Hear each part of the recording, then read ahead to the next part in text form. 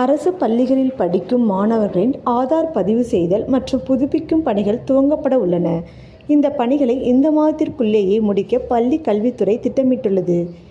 நம்முடைய தமிழ்நாட்டில் கிட்டத்தட்ட 37,000க்கும் மேற்பட்ட அரசு பள்ளிகள் செயல்பட்டு வருகின்றன. இந்த பள்ளிகளில் 50 லட்சத்திற்கும் அதிகமான மாணவர்கள் முதல் வகுப்பு முதல் +2 வரை படித்து வருகிறார்கள். அரசு பள்ளியை தவிர அரசு உதவி பெறும் தனியார் பள்ளிகளிலும் மாணவர்கள் சேர்க்கை எமிஸ் தளத்தில் பதிவு செய்யப்படுகின்றன.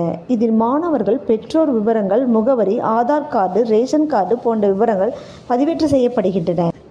ஆனால் அரசு பள்ளிகளில் படிக்கும் மாணவர்கள் பலருக்கோ ஆதார் அட்டையே கிடையாது. அரசு திட்டங்களை பெற வேண்டுமானால், உயர்கல்விக்கான உதவித்தொகை பெற வேண்டுமானாலும் சரி, வங்கி கணக்கு ஆரம்பிக்க வேண்டுமானாலும் சரி, ஆதார் எண் தான் அடிப்படையாக தேவைப்படுகிறது.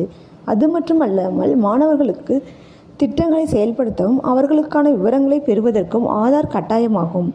அதனால்தான் ஆதார் இல்லாத மாணவர்களுக்கு பள்ளி கல்வித்துறை சார்பில் நேற்றைய தினம், அதாவது பிப்ரவரி 23 முதல் பள்ளிகளில் இதற்கான சிறப்பு முகாம்கள் துவங்கியிருக்கின்றன.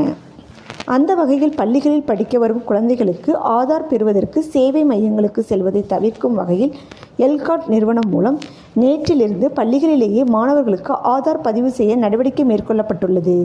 பள்ளி கல்வித்துறை அமைச்சர் அன்பில் மகேஷ் பொய்யாமொழி நேற்றைய தினம் தொடங்கி வைத்தார்.